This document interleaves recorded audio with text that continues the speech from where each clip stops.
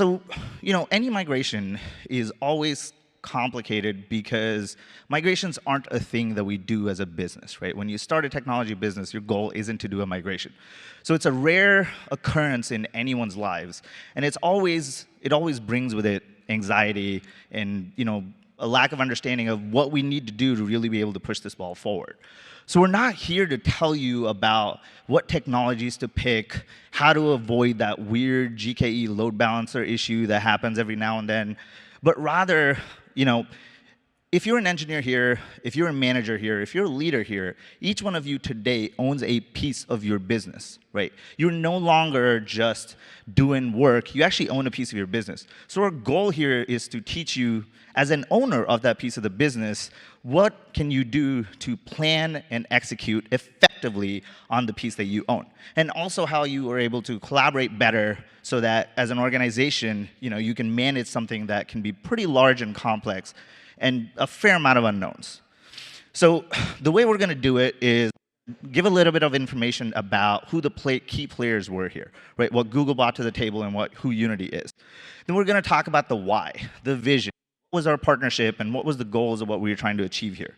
And then finally, we're going to give you details about the approach, what we did, how we did it, what worked for us, what didn't work for us, and hopefully, takeaways that you can walk away with that'll help you make your next migration a lot easier. So as we start, I just wanted to quickly talk about Google Professional Services Organization. There might be some of the folks in the room who are working with your TAMs or your PSO team on the ground. If not, PSO's mission is to help customers get the most out of Google Cloud. And basically, we go to market in 3 separate pillars. We have our consulting or migration services. We have our technical account managers, the TAMs, which some of you are working with already. And then we have our training and certification. So these 3 together forms our Google Cloud Professional Services. And our aim is to work almost as an extension of your team and get all the feedback back over to our product and engineering. So as we start, we'll talk about the Unity and Google partnership first. Wayne, do you want to? Yeah, so who is Unity? I'm hoping a fair amount of you know us, but I'll cover it anyway. We are the world's most popular 3D content creation system. And we started with games, but we kind of expanded into the 3D content creation space.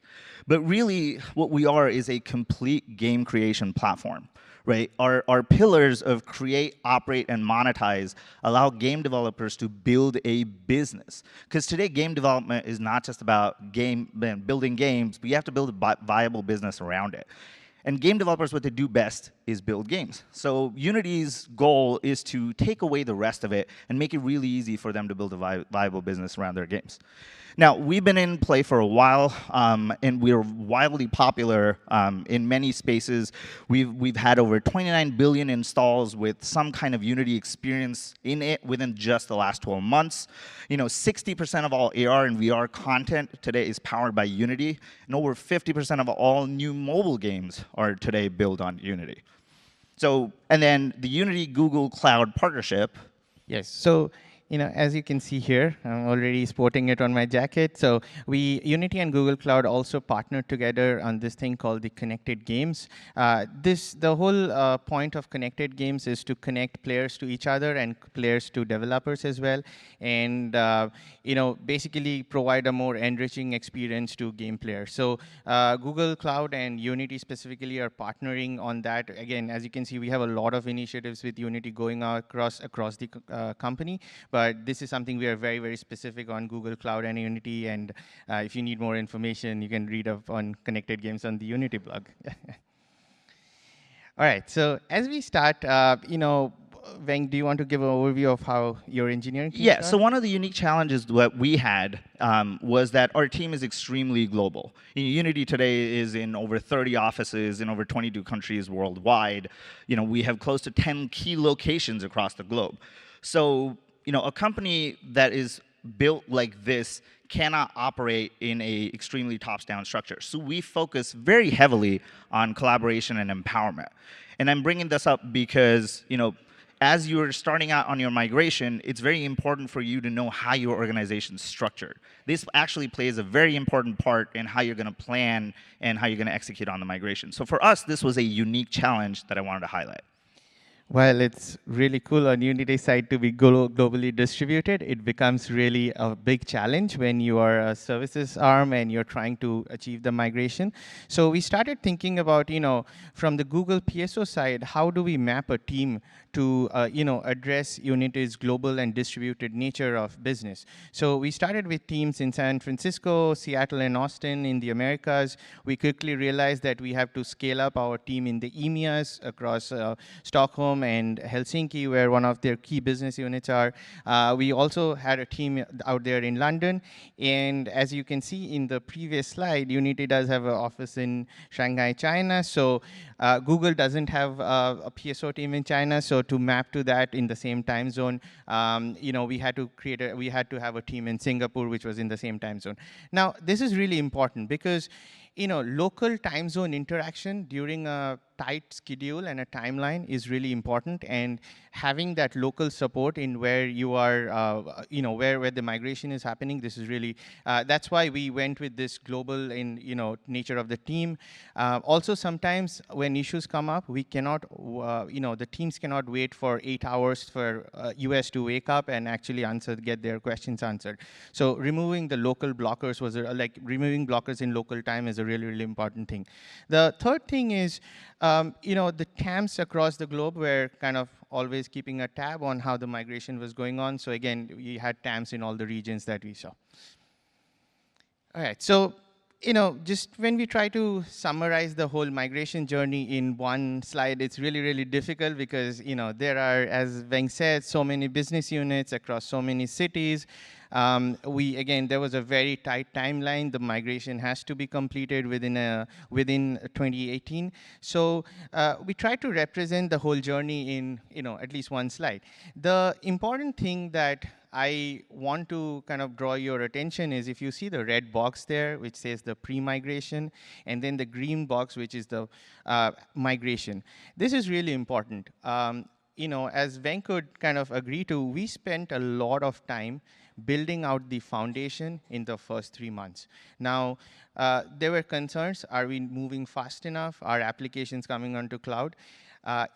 And we basically, as a joint team together, we had to push back and say that it's really, really important to set up your foundation first. You need to set up your network, your IAM, your security controls.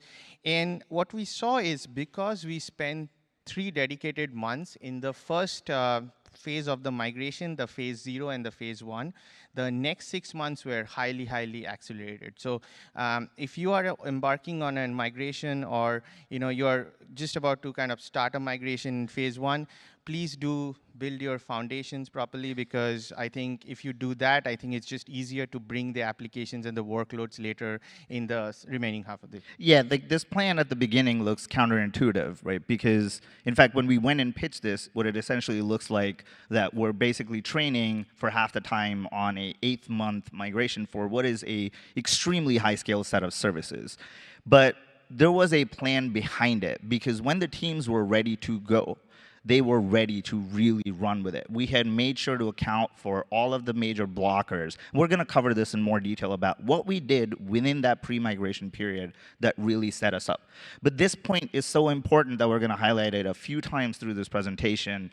There is a lot of value in taking the time to prepare. And one more thing, what kind of caught us off guard a little bit last year was GDPR was the hot thing, and a lot of your customers, if you're a customer, you've been like hit with the GDPR requirements. So, again, it goes back to the foundation. If you set the foundation right, I think getting compliant on many of these standards are pretty much easy later on. So we also did spend a bunch of time on the GDPR part, because that was like literally the time when everybody had to be GDPR compliant. So, given such, and I see this across all the customers, more so for a very, very tech-savvy, digital-native customer like Unity is, they are pushing our products and our platform to the boundary. Like, Venk said, 29 billion downloads. There are millions of transaction, even billions, like, in a minute and per second. So this, it's a very intense application stack that they have. So, as part of that, there were many, many things that came up. The TAM team and the PSO team overall work very closely with our engineering and product teams to actually unlock a bunch of features. GKE, shared VPC was kind of went GA at the time, Cloud Composer, GKE private clusters. These were absolutely a major blocker to the migration, and all kudos to our product teams who were able to kind of get those products to GA during the migration, and we were able to move all the workloads over. But there is always like newer things coming down the pipe. As you saw, I think I just saw an announcement around traffic director. So, it was really important, and I think all thanks to the Unity team, we said that when we have like a 10 feature request, it's really important to prioritize those feature requests. Like, what are the things that will block the migration? What are the things which are kind of nice to have that in the next 6 months, if they go GA, that will be fine? And what are the things that you would need 1 year down the line? And I think that collaboration with the Unity team worked really well. They said, the private GKE cluster and the shared VPC were really, really critical items that needed to be in the migration. What this slide also highlights really is the fact that a lot of you are going to think of your migration as your burden to carry, but it's not. It's a partnership. Right, there is a team of people out there that don't just sell this product, but they're proud of this product. They want to learn more about it. They want to know what you need and what you're missing. They want to come to the table. And what it does for you is it actually makes it a lot easier for you to understand the insides of the product too. For us, we really focused on understanding not just how the product worked, but also what didn't work for the product. Because it wasn't important for us to pick it if it worked perfectly, but rather, just like any business today, what's down the roadmap? What can we use today? How do we set it up so that we can work around any potential issues? And that doesn't happen in a silo. So the Google, any partnership for any migration requires that you actually invest the time as part of your pre-migration strategy to really learn with the team about what they have and how it works. So, if you look across the different Unity business units across the stack, they're using a lot of products right now. When even after the migration was complete, newer work streams are getting kicked in. I think 2018, correct me, Venk, if I'm wrong, was a focus was really, really on kind of lift and shift, move the workloads over to GCP. 2019 is more around enhancing the data, looking at ML use cases. So I would say last year was very, very focused when we did the migration around compute, storage, networking, all the core foundations of the stack. And 2019, again, as I said, the story only starts after the migration when the workloads actually come over. So this year we are actually working with Unity to kind of enhance that and spend our time in the data and ML space. And once again, this was not a generic decision that we took by looking at the technologies. We looked deeply within our architecture and evaluated per situation what makes sense to take over. It became very quickly clear to us that compute was a central piece of our technology. So it wasn't enough that we just lift and shift it. We had to look at Google managed technologies and figure out what we could use there in order for us to scale. On the other hand, Unity has always been very, very passionate about data and about machine learning, but those were things that were very customized within Unity to date. So in that case, it didn't actually make sense for us to try to bring it over within the Google setup, because a re-architecture would be too much for us to handle at the same time as a migration. So we looked at each piece individually to make a decision about how we had to move it over. So why was this important, Venk? Can you give an example? So I don't know if any of you know this game, Apex Legends, but once we finished the migration over, we had our multiplayer platform now able to support workloads through GCP. And when Apex launched, it was a huge launch.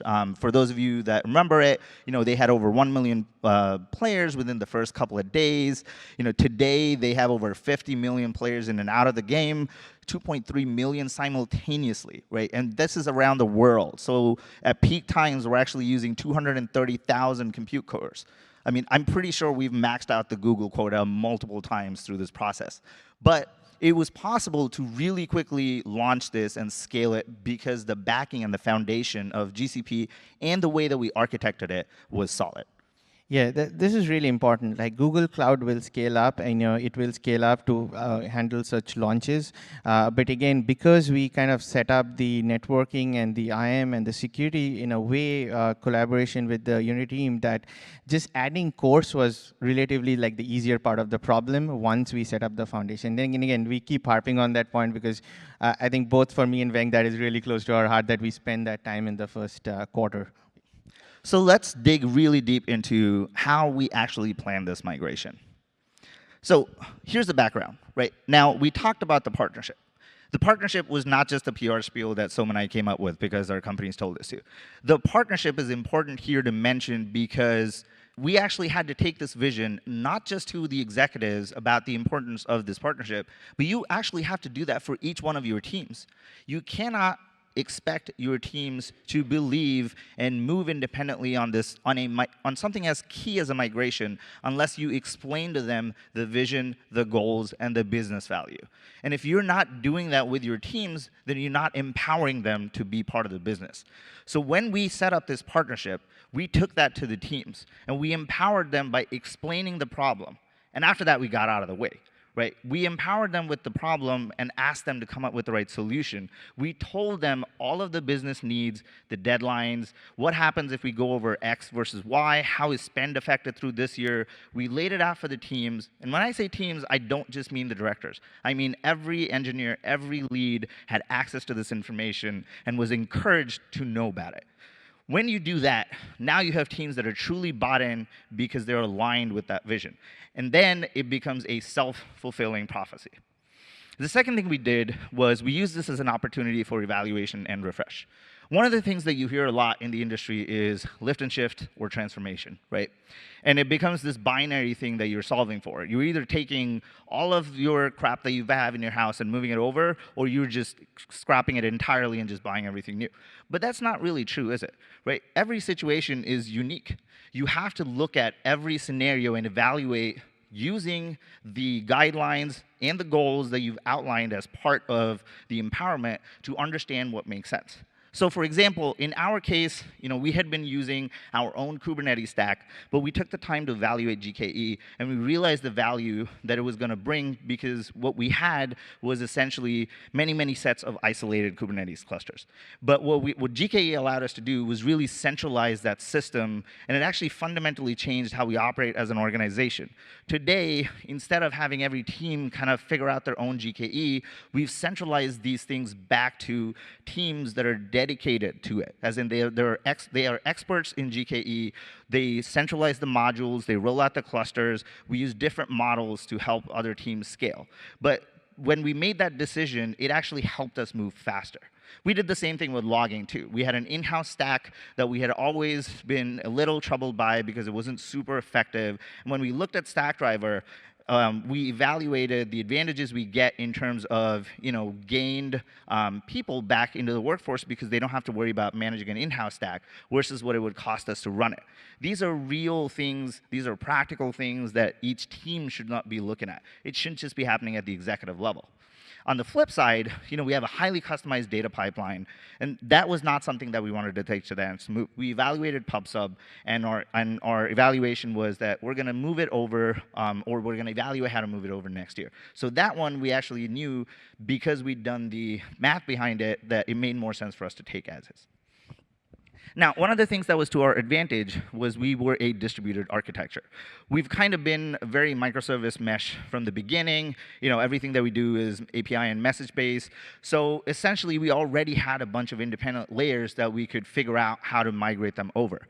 Now, I call this out because this worked to our advantage. But there are technologies that you're working on that may be a monolith, that may be multiple monoliths, or some version of a monolith in a distributed architecture. These are important because you have to do your own independent evaluation. It's not just enough to look outside and pick the standard that everybody else is using. And then global teams, again, we've talked about this before. This was a particularly unique problem for us, which is we're trying to do a migration in a very short timeline with teams that are across the world, and how do we coordinate that? So what we did, and I'm going to cover this in the next slide in planning, what we did essentially was really kind of focus on the results rather than the process. Right? We focused on empowering these teams so that they could move on what they needed to independently, but we had to come up with ways to be able to track the system. And finally, and this was the toughest part, business continuity during the migration. There was no stopping for the business. We continued to work on new products and features and roll them out. We had no downtime while we migrated a high-scale system. I mean, we have 2 to 3 billion users in and out of this system every month. We process, 20, 30,000 events every second, and all of this is at low latency.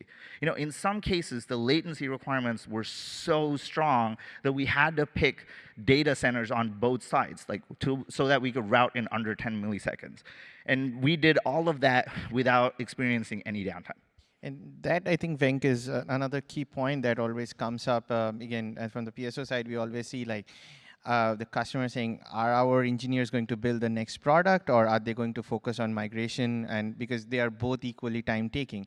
And while on one side you have to kind of make the business go forward, come up with the new features, you also have to finish this migration. So I think just the balance that the Unity team, with the help on the PSO side, were able to create was really, really that's one of the key things why these things went well, and we were able to complete this within a short time frame. And again, for us, it was a practical decision because we looked at the logistics of it. If we're building a feature, what value do we get with deferring sections of the migration versus what do we get from speeding up the migration in certain aspects? We always went back to the basics. We always looked at the goals when we were trying to solve these day-to-day tough problems. So, migration planning. We already covered this, but plan twice, execute once. I cannot stress this enough. Now, what did it actually mean when we did planning? We started with the very, very basics. We put the people into Quick Labs and Coursera. We gave them access to online training that they use to pick up at least the basics of a new system, because most of us were actually unfamiliar with GCP to begin with. Then we went into the next stage, which is now that we understand the basics, we started to work closely with the Google TAMs to actually understand certain technologies very, very deeply. We'd already identified things like GKE, but it wasn't just enough that we looked at the documentation. So we would sit down with the TAMs and walk them through our use cases across the board and explain how we were planning to use it and what made sense. Then we went even one more level deeper. At this point, we had each of the teams that owned pieces of the architecture sit down for days on end with the Google TAMs, and the TAMs would bring in their own experts based on specific technologies that we wanted to use, right? If we wanted to do, if we needed a Postgres equivalent, so Cloud SQL, they would bring those experts over. If we were evaluating PubSub, then we would make sure we had a PubSub expert there. And we would spend all day in a room walking through the stack, breaking it down over and over, digging into how they're supposed to talk to each other, how do firewall rules work, how does access flow, everything from where do we set up the projects to which services run on which cluster. We tried to lay as much out as possible. The advantage of doing this in a very collaborative fashion, as opposed to having people go out and write documents and review it over and over, is that it really sped up the time to get to the ideal result. So we actually focused a lot on just bringing people together. We actually had people fly to different offices. We had local TAMs, and this was another big advantage of local TAMs. Then this actually gave us time for learning and exploration, right? So as I mentioned, we covered a lot of detailed content with the TAMs. Once we had kind of gotten to the point where we understood what each team had to do, we went the next level, which was we actually started doing cross-team dependencies. So we would have teams sit down together where known dependencies existed, once again in collaboration with Google, to talk through the details like, okay, how do we manage latency here? How do we manage the data workloads that are going to flow through at peak periods? This forces you to do a lot of research. This forces you to gather the right metrics to understand your system better. It's not just enough for you to have the basics. Everybody knows how many requests their service deals with, but you don't necessarily know what your error rate is, what your peak loads look like, what patterns your traffic flows through, how does it deal with specific types of exceptions, right? Because when you move from one stack to the other, you're actually going to see a change in where the errors are generated, because certain, different clouds handle resiliency differently. So we really focused on those aspects. Now, while the teams were off doing that, we were focusing on phase 0. What is phase 0? Compliance, security, SRE, network, and developer tools. So while the engineering teams were off figuring out how they could migrate, we had actually set off the phase 0 teams, which really, if you think about it, this is your foundation. This is what creates the right GCP foundation for you to use. We had these teams off and running in parallel, setting up the actual production, stage and production infrastructure. So the engineering teams were off in sandboxes having these detailed conversations and learning more about the tech. And in the meantime, security was coming up with how do you set up the Google groups to set up the right access? How do you do editor versus read-only? How do you do billing access? Where do you give super admin, right? How does SRE get access to systems across different organizational units at your company versus what you do for your own teams within your own organizational unit? We also covered compliance. GDPR was a big one that we were dealing with. There's a lot of little nitty-gritty that you figure out as you're digging into it. For example, GCP by default does geo-blocking of certain countries that are on embargo, and these are pieces that you're only going to figure out when your compliance team gets in there and asks the right questions, because that's what they do. At the same time, network was a heavy, heavy focus. We pushed bandwidth like crazy. So we definitely had the network team in there, not just looking at how they're going to use the existing setup, but how we can improve it and actually build a much stronger foundation for what we knew we were going to scale in the next 3 to 4 years. Now, workstreams and dependencies. So this is a tricky one to talk through, but I'm going to hand wave my way through it, and hopefully you guys are going to see it. Because this was actually a critical part of our success.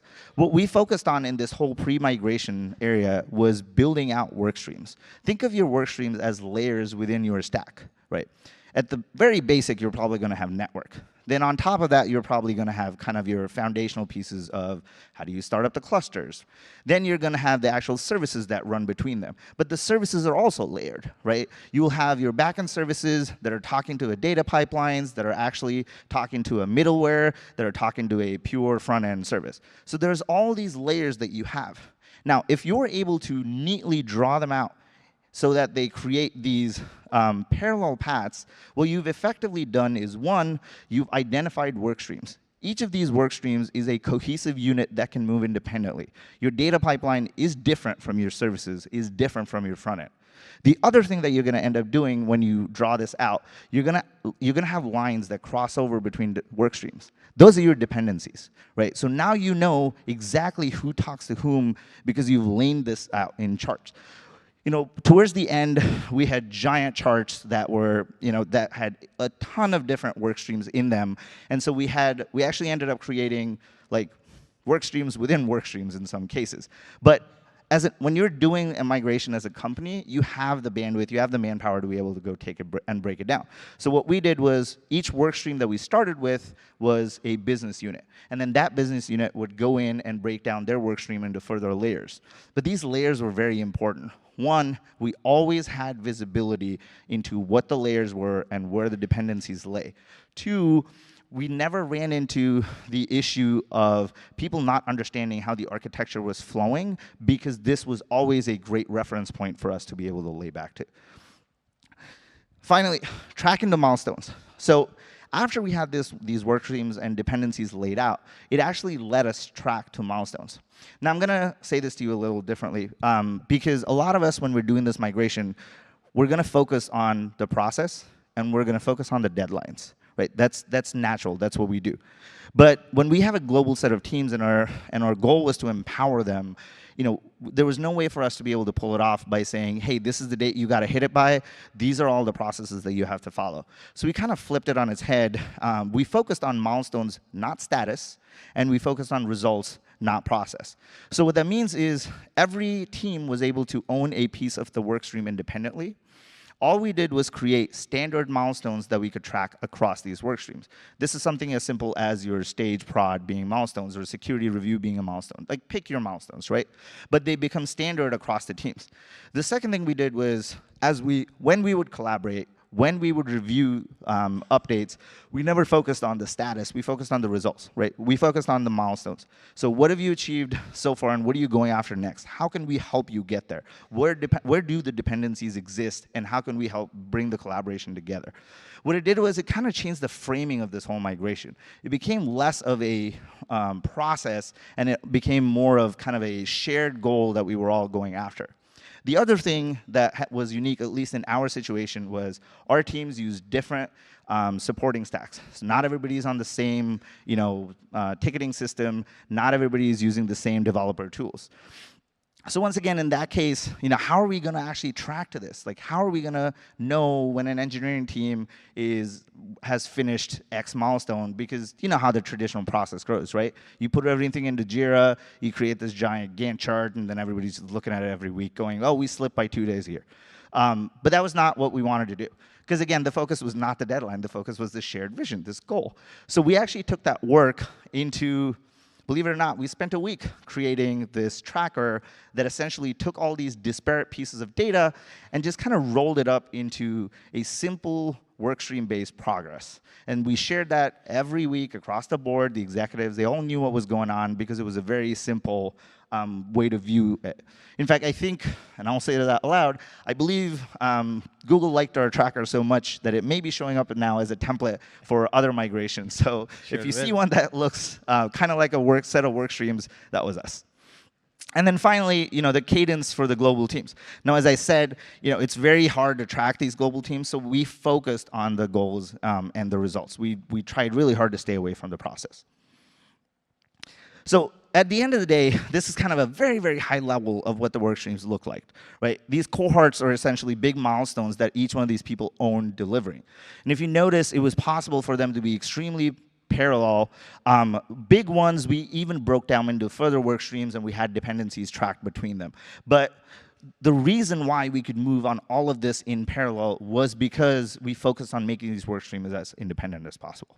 And I think the cohort was also really like defining what goes in cohort 1 and 2 and 3. That was really also very important because it kind of gave us a staggered approach. And when we went live, it wasn't like it's all or nothing. We went live with the first set, everything worked well. We went live with the second one. So I think that was really, really useful. Yeah, and we're actually going to talk about some of our learnings now because we also stumbled along the way. There were things that we learned, and they're kind of the nitty-gritty. They're the practicalities of when you try to do a migration. So we'll start with the don'ts because you always want to know the don'ts first. OK, first of all, don't migrate all of your baggage. But also don't migrate none of your baggage. You got to pick.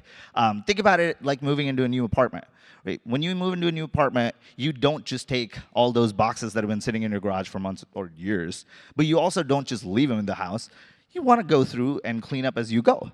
So do that. Be practical about it. And more importantly, don't try to put a ton of process around it. Your engineering teams know these things. They know where the baggage practically can be moved versus not.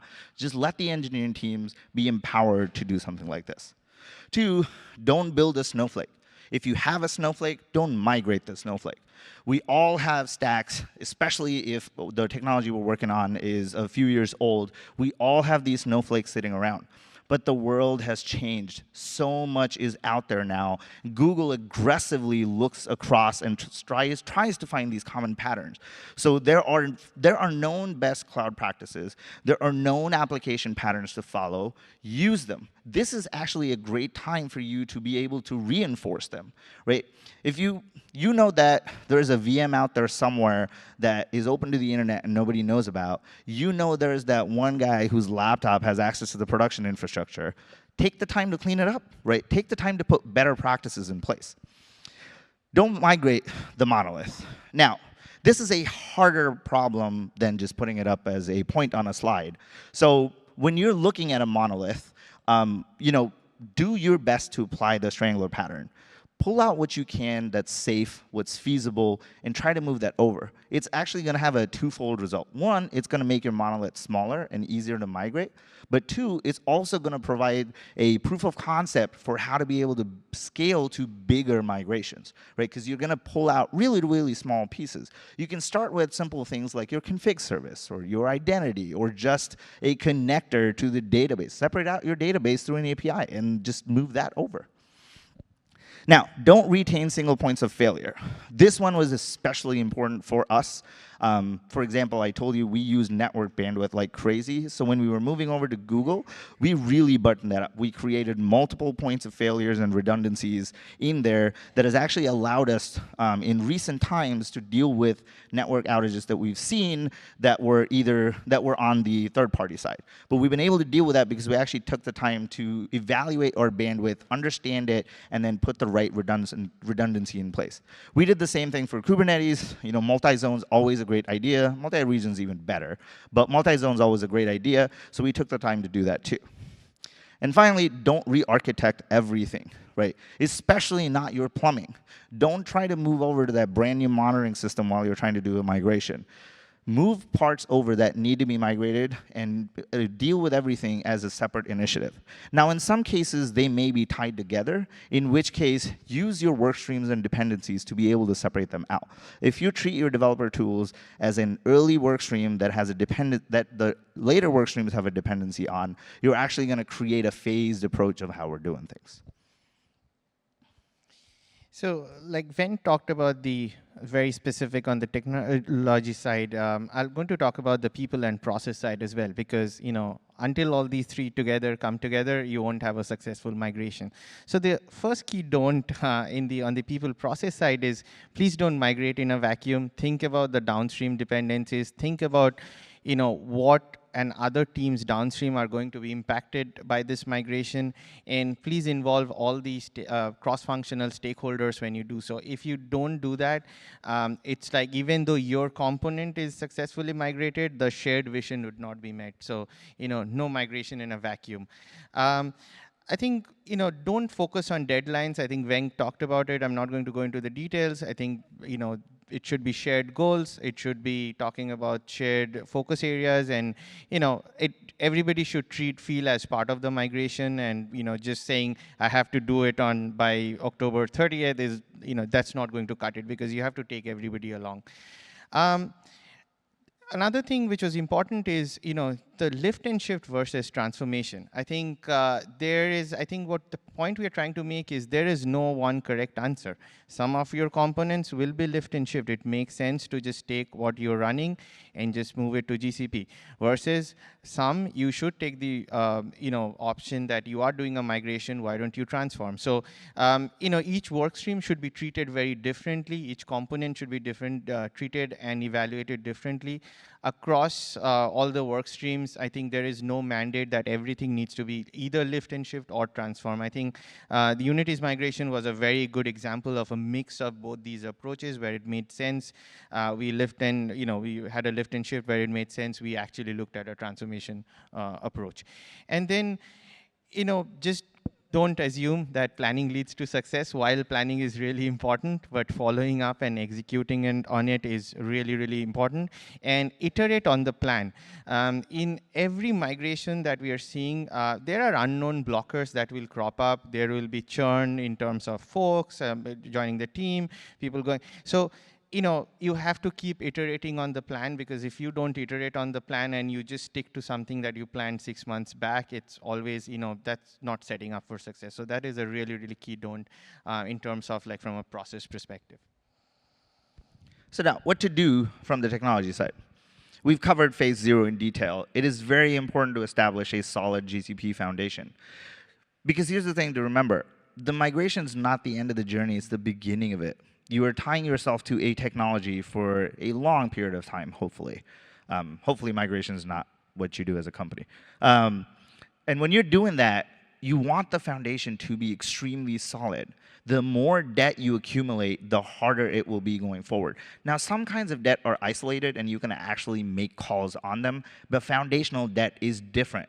If your access controls are not in place when 5 people are in the system, it is going to be a lot harder to do it when 300 or 3,000 people are going to be in the system.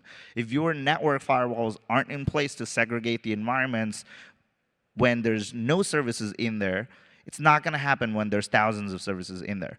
And what also changes is the manpower needed to do it at a later time exponentially goes up too. So it is very, very important that you establish this foundation.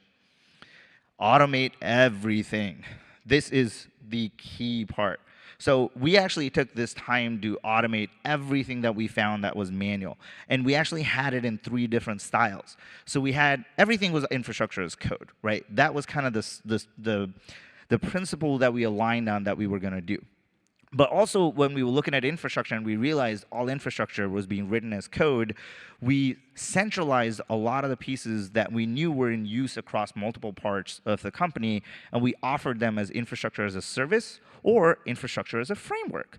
And what infrastructure as a framework, I'm assuming all of you know infrastructure as a service, but what infrastructure as a framework does is it actually takes some of the burden of maintaining the service and passes that on to the user of that service. And this works really well for internal teams. So as a good example, we had many users of Mongo, and they were all isolated. Some of them were manually set up, some of them were set up in different kinds of automation, and they all had different configuration, different use cases. But we spent the time to have a single team actually pick up all of that, understand from each of the users what they were trying to do, take it all back and rewrite it as a centralized module. Now, this module is a lot better maintained because we actually use automation to not just deploy and run it, but we also use automation to test it. We have a team that's dedicated to continue to improve it, which means that you don't fall behind on versions. You don't fall behind on new functionality. You don't have bad bugs sitting around in your system. But also, it didn't make sense for a team like this to try to run every database in the company. You're just creating just an unhealthy central dependency. So we offered it as a framework out. We maintain the module, we improve it, you go use it, you own the cluster that it runs on. It also passes the ball a little bit of making sure everybody knows how to run infrastructure, right? Most of us today understand the concept of you build it, you run it, you own it. In fact, at Unity, we have this joke that says, you build it, you run it, you pay for it. Because our engineering teams actually know what it takes to actually spend in terms of spend for their services to run. They use that to continuously optimize their services. And this is the kind of empowerment that you want to make sure that you offer to your teams. Minimize technical debt. Now, we've talked about technical debt quite a bit.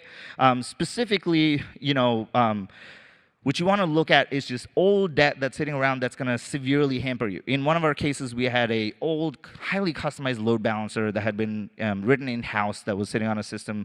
And when we looked at GKE, we knew that we could re-architect the system a little bit and actually get rid of this custom load balancer. So we took the time to do it. So minimize technical debt where feasible, especially fundamental technical debt. Don't take it with you. Iterate and learn.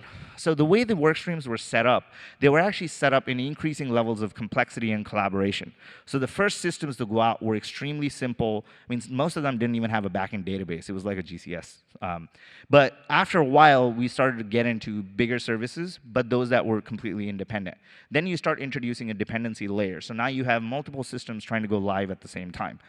So we did it slowly with the goal of accelerating closely towards the end, right? Because you start to gain momentum once confidence builds from the deployment.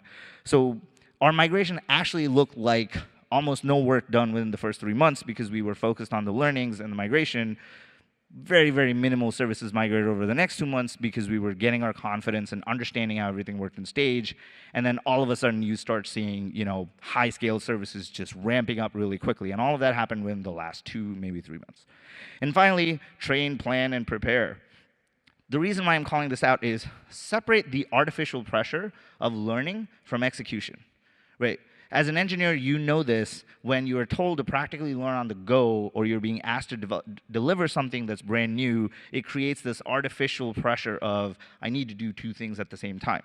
So we just set it up in a way that it took that pressure off. The teams were able to focus on learning and training first, and then when they were ready to go, they were able to execute. And finally, from the people and process side, what are the things you should do? I think this is very what we covered in the don'ts is like don't start in a vacuum. So you should align on overall vision and goals for GCP migration. Gaps in understanding, like from it has to be top down as well as bottoms up. Like if the engineer who is actually working on the migration doesn't align to what the vision of the company is, to why pick GCP and where the migration is going, that leads to issues and conflicts unnecessarily, and it will delay your migration. So then alignment across top-down, bottoms-up is really, really important. Establish a migration PMO. This may sound like a really, really old school term, PMO, but project management office does help when you're doing a large migration with multiple work streams with so many different stakeholders involved, and absolutely identify the right stakeholders, both from the Google side as well as from from the Unity side. Like, this is really, really important. Identify clear owners, because responsibility and accountability, again, a very old school term, RACI, like who's responsible, who's accountable for the success of that work stream. That is really important to identify. The fourth one is, I think, the one that is really close to my heart, which is set realistic migration goal, like aspiration versus reality. Like, we keep talking about, yes, let's use this migration to do something dramatic. Let's, your entire stack will change, something like will change drastically, versus let's be real and what can be achieved in the 6 months, 7 months, or 1 year of migration that you're going to do it. So this alignment is really, really important, and you as a company needs to take a call on what is the realistic goals. Establish and track milestones. I think Venk talked about, and I'm not going to into the details again because you don't have so much time, but have proper tracking and make sure that you're looking at it on a weekly, bi-weekly, monthly cadence. Prioritize for risk issues and features, and this goes back to the slide where we talked about all the feature requests that Unity had. Like, please identify what is P0 and P1s for you, what is P2 and P3 and can wait for 6 months, 1 year. Please do try to actively identify.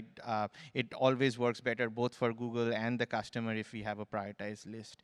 And on the last point, Venk, do you want to, this is... Yeah, this is the one I really want to hammer home, because a lot of you are going to treat a migration as a project that needs to be done, but it's a unique event and it's an important event. It actually sets the stage for your company, and it's not going to happen without your people. It's not going to happen without your engineers. So celebrate success. Right? We talk about people, process, technology quite a bit, but if you think of it in terms of people, planning, and empowerment, you're going to get the right technology as a byproduct of that. Right? If you focus on letting your smart engineers be empowered and then get out of the way, and focus instead on how you can unblock them and how you can help them get to the right kind of tracking and milestones, they're going to get the right results for you. Deadlines are never the focus. The goals and the vision are. And that's it for us.